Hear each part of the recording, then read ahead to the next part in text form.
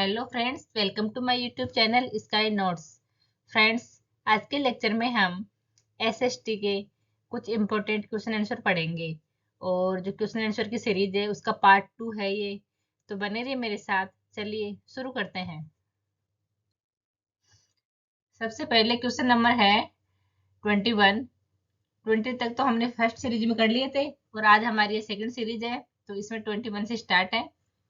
संविधान के किस संशोधन के अंतर्गत 6 वर्ष से 14 वर्ष के बच्चों की शिक्षा मौलिक अधिकार बन गई है? तो संविधान का जो 86वां संविधान संशोधन है उसके अंतर्गत 6 से 14 वर्ष के बच्चों की शिक्षा मौलिक अधिकार बन गई। तो ऑप्शन डी सही है इसका आंसर।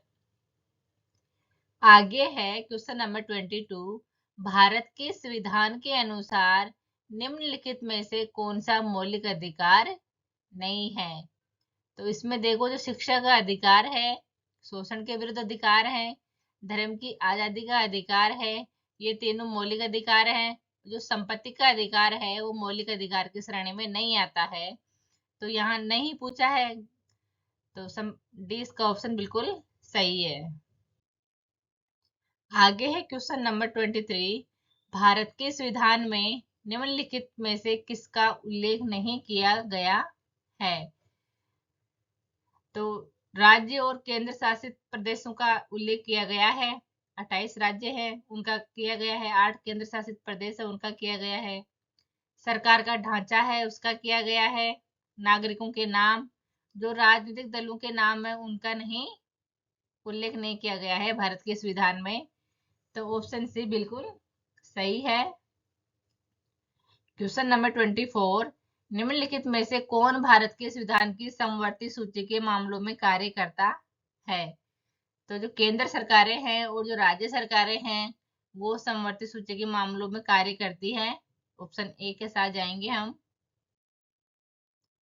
आगे है क्वेश्चन नंबर 25। प्रजातंत्र को जनता का, जनता के लिए, जनता के द्वारा शासन किसने कहा है?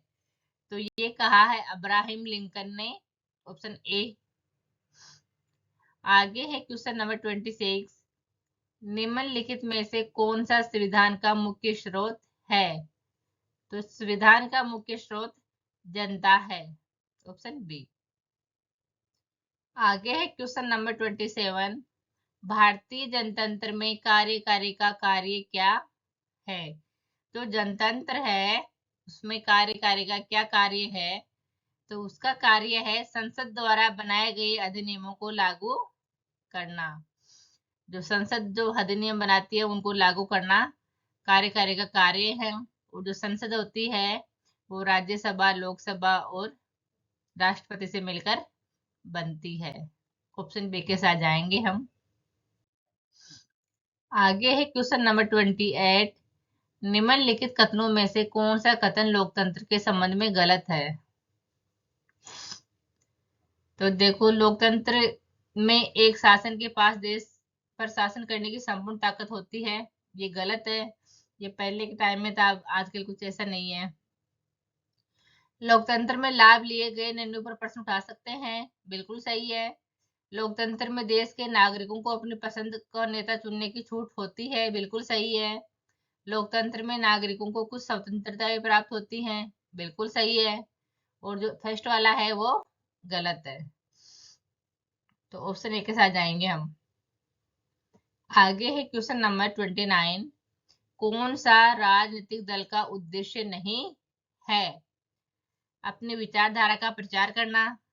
सही है, उद्देश्य होता है राजनीतिक दल का ये।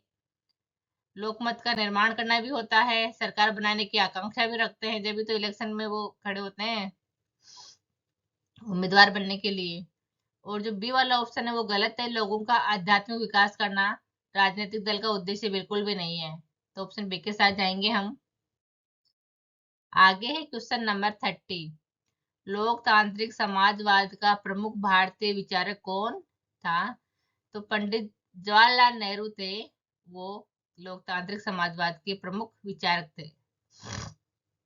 भारतीय विचारक पूछा है यहाँ पे, तो पंडित नेहरू जी थे। आगे है क्वेश्चन नंबर 31। संवैधानिक सरकार का अर्थ है तो इसका अर्थ है संविधान की शर्तों के अनुसार सरकार बनाना, बिल्कुल सही है। कानून के अनुसार सरकार, बिल्कुल सही है। लोकतांत्रिक सरकार, ये भी बिल्कुल सही है। तो हम ऑप्शन डी के साथ जाएंगे, उपरोक्त सभी। आगे है क्वेश्चन नंबर 32। लोकतंत्र में चुनाव के संबंध में निम्नलिखित दो कथनों पर विचार कीजिए। प्रतिनिधित्व लोकतंत्र में लोग अपने प्रतिनिधियों को चुनकर प्रत्यक्ष रूप से भाग लेते हैं और वे प्रतिनिधि पूरे देश के लिए कानून और नियम बनाते हैं। गलत है, प्रतिनिधि कोई कानून और नियम नहीं बनाता, सरकार होती है वो बनाती है। सरकारें नियमित चुनावों द्वारा बदली जा सकती नहीं। प्रतिनिधित्व लोकतंत्र में लोग अपने प्रतिनिधि को चुनकर प्रत्यक्ष रूप से भाग लेते हैं और वे प्रतिनिधि पूरे देश के लिए कानून और नियम बनाते हैं। सही है, बिल्कुल सही है। सरकारें नियमित चुनाव द्वारा बदली जा सकती है। हाँ, इलेक्शन से तो सरकार बदलती है। तो सही विकल्प देखना है हमको इसमें। तो ये दोनों सही है, फर्स्ट और सेकंड दोनों बिल्कुल सही है। तो ऑप्शन ए के साथ जाएंगे हम। आगे है क्वेश्चन नंबर 33। भारतीय समाज की प्रमुख विशेषता है। अनेकता में एकता भारतीय समाज की प्रमुख विशेषता है। कितना इजी क्वेश्चन है। लोकतांत्रिक संस्था की समझ को विकसित करने के लिए निम्नलिखित में से सबसे उचित पाठ्यक्रम उपागम को चुनिए। जो लोकतांत्रिक संस्था है उसकी समझ को विकसित करने के लिए कौन सा पाठ्यक्रम सबसे उचित होगा। तो यह है वास्तविक स्थिति के साथ आदर्श आदर्श स्थिति के उदाहरणों को प्रस्तुत करना, ऑप्शन बी इसका आंसर बिल्कुल सही है। वह कौन सी एकमात्र भाषा है जो चीनी तिब्बती लिपि में भारतीय नोटों पर छपी है। चीनी तिब्बती लिपि में भारतीय नोटों पर छपी है, वो है असमी असमी भाषा है। ऑप्शन ए के साथ जाएंगे हम। आगे है क्वेश्चन नंबर 36। निम्न में से कोंकणी किस प्रदेश की प्रमुख भाषा है। तो जो कोंकणी भाषा है वो केरल की है। ऑप्शन ए इसका आंसर बिल्कुल सही है। आगे है क्वेश्चन नंबर 37। निम्न में से कौन सा विविधता को बढ़ावा देता है। तो यह है ऑप्शन बी रेलगाड़ी में यात्रा करना, क्योंकि रेलगाड़ी में यात्रा सभी धर्मों के लोग करते हैं। तो यह है विविधता को बढ़ावा देना। क्वेश्चन नंबर 38 है। निम्नलिखित उदाहरणों में से विविधता को दर्शाने वाले उदाहरण का चयन करें। तो यहाँ है परितोष को बांग्ला अच्छी आती है, वही सुचिता हिंदी बोलती है। ऑप्शन सी ये विविधता का उदाहरण है। आगे है क्वेश्चन नंबर 39। निम्नलिखित में से सबसे छोटा ग्रह कौन सा होता है।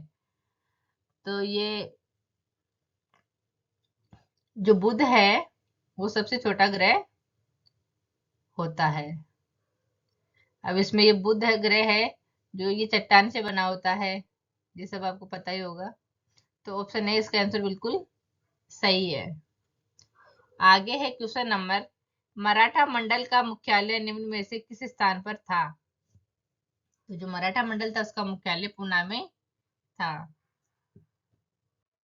तो फ्रेंड्स आज के जो क्वेश्चन आंसर मैंने आपको करवाए वो आपको समझ में आए होंगे। और अगर आपको ये लेक्चर अच्छा लगा हो तो लाइक कर दो, शेयर कर दो। और मिलते हैं अगली क्लास में ऐसे एक नई क्वेश्चन आंसर की सीरीज के साथ में। Thank you.